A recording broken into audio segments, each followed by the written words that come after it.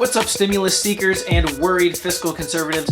Welcome to this $1,400 stimulus check update. This is the third stimulus package update, the American Rescue Plan. And as promised, this week is very busy in Washington, specifically in the Senate. This week was going to be where senators basically added in amendments. Some of them may be accepted, some of them may be rejected, but in any case, a lot of movement was going to happen, and already a lot of movement did happen. Not only that, the Senate parliamentarian who already ruled that the $15 an hour minimum wage hike could not be included in the stimulus plan has been busy because they've ruled on a couple of more things, and I'll talk about what that is and what that means. Also, we're going to start to get down into timelines because as we get down closer to this getting passed, I want to get back into answering the questions about when we could actually see the stimulus checks go out, because Joe Biden has been pushing the Democrats harder and harder seemingly every day to get this thing passed, even if he has to compromise on some things. Hey everyone, my name is Randy and welcome back to the Late Night Grind. And right now I'm covering these stimulus package updates because it's of real interest to me. So if you're new to the channel, go ahead, click that subscribe button, and don't forget to tap the bell notification icon so YouTube will let you know when I release a new video, which I do when I get new information. And whether you're subscribed or not, best thing you can do to help out a YouTube channel like this is by smashing that thumbs up button. If you do that, I'd greatly appreciate it. All right, guys, well, let's get into it. So it's been known for some time that Republicans have not supported this stimulus plan. In the House of Representatives and the Senate, they have not gotten a single Republican to vote for it.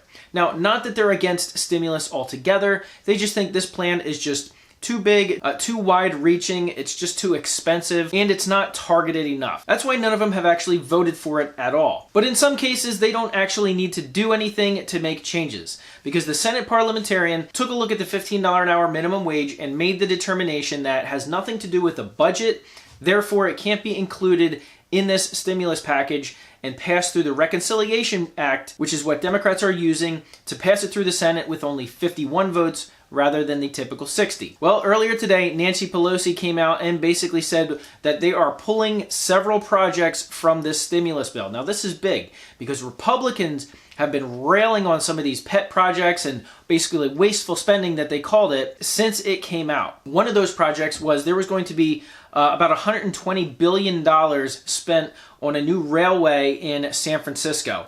And this has been seen as kind of like a pet project or just pork in a bill, or what's known as pork in a bill in Washington. Basically, Nancy Pelosi kind of trying to take care of her own state by getting that money added in.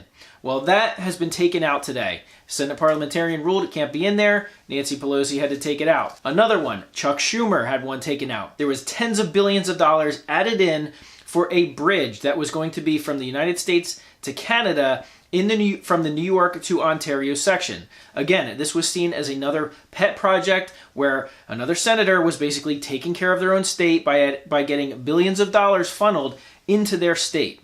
Well, that too was rejected by the Senate parliamentarian and was forced to be taken out of the bill. So already we're seeing hundreds of billions of dollars being taken out, which the Republicans definitely see as a good thing, especially since they didn't have to actually do anything. They didn't have to get an amendment into the bill to get accepted. It was just done for them. And what's making things even more difficult for Democrats is that Joe Biden is now pushing them harder and harder to get this bill passed. Whether it's through tweets, through conference calls, through Zoom calls, or through some face-to-face interactions, Joe Biden's basically been telling his Democratic senators, just get it passed. He's okay with compromising on certain things. Even if they don't get exactly what they want, he just wants to get this passed. Now, he said the same thing about $15 an hour minimum wage. He would love to see it in the bill, but it's okay if it doesn't. He doesn't see it making it through. Well, there may be some other compromises that he'll have to deal with as well. As it stands right now, Joe Manchin has been pushing for lower income limits for those receiving stimulus checks.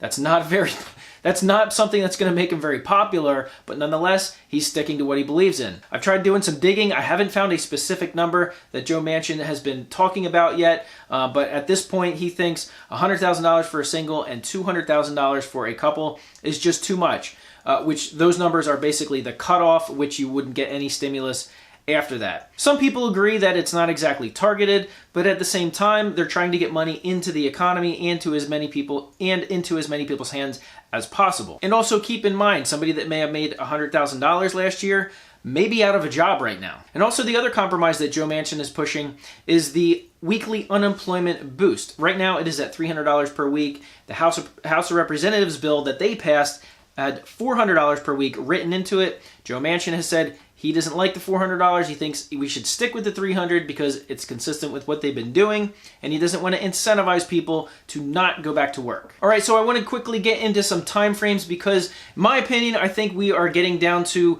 the point where the amendments and the negotiations, it basically is coming down to language, percentages, maybe certain numbers, but it's getting down to the nitty-gritty. And as Joe Biden and some of the Democratic senators have been saying, they want to get the stimulus plan passed before March 14th.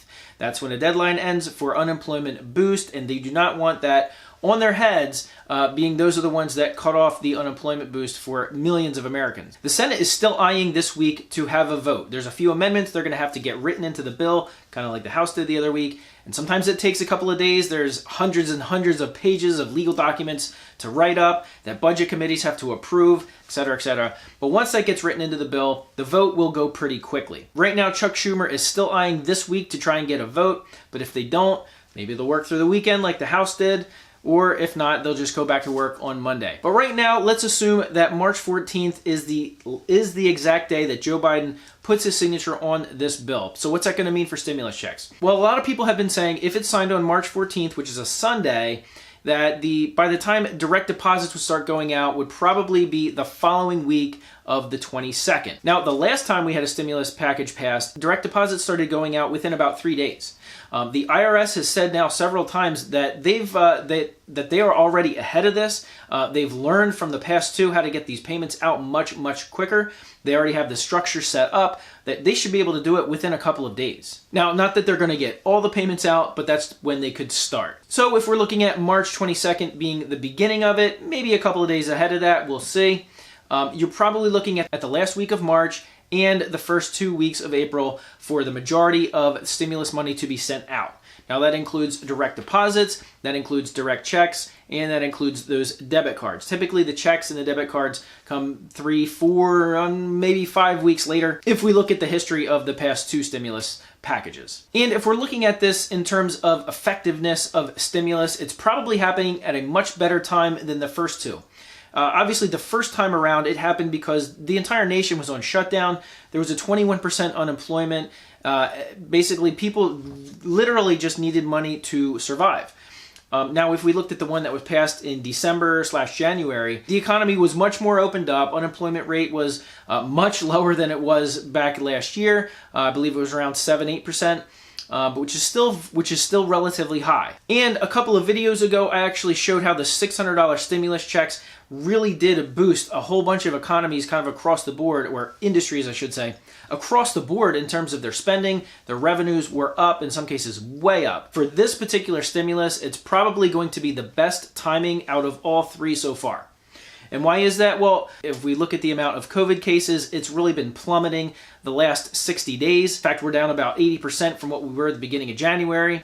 Things are starting to open up on the economy. The state where I live in, Pennsylvania, just lifted their travel restrictions, so there's no need for COVID tests or quarantining coming in and out of the state anymore. They're opening up sporting events to have fans, as well as different events to have 15, 20, 25% capacity to have people attend these events. So things are starting to open up. Businesses, restaurants are going to start eating outside again when it gets warmer. So in terms of timing, this could be actually a very good time and probably the best time compared to the last two stimulus checks. So in my opinion, that's going to be a good thing. And I mentioned in a few of my videos that people are now starting to talk about this fourth stimulus package, the infrastructure package, as Joe Biden has called it. And then I see in the comments section, a lot of people wonder why we're talking about the fourth stimulus plan when this one's not even done yet. And that's just kind of how things go, because the only people really working on this third stimulus plan are the senators, specifically the Democratic senators. So there's really only a smallish group of people working on this third stimulus plan.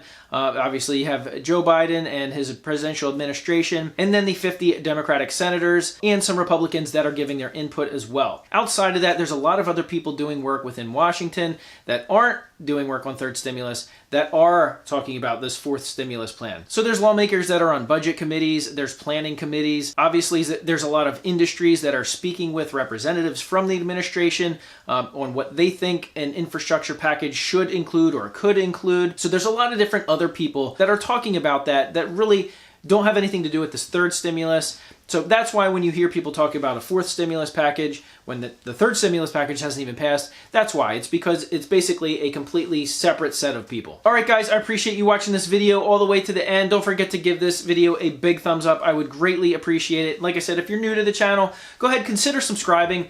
I put out these videos pretty much on a daily basis and have some new content coming out very soon. So I'd love to have you guys in the community. All right, guys, I'll see you on the next video.